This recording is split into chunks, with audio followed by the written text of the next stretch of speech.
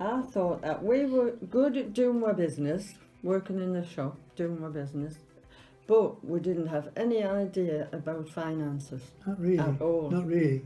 No. And you put right there. We thought that we could put the money in the banks, building society, and just use it for living. We would have no money now, would we? No. We're better off financially now than we were then. Well, yeah, we've got more money than when we retired and got lump sums. And would you say the income that you've enjoyed from the investments and the pensions that we sorted? We've had a good 20 odd years since. We've been all over the world.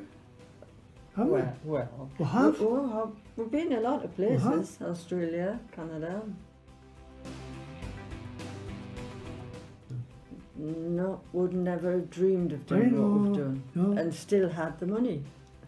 It's unbelievable, I think, really.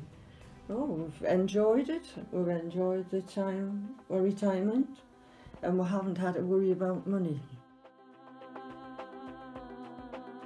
No. Never. You met me. Never. No. So you've had no investment experience at all either. No, we're very lucky that we met you. Instead of somebody that sounds like a plant. You're not going to put your prices no, up here. It sounds like a plant. It isn't. I really. I love it.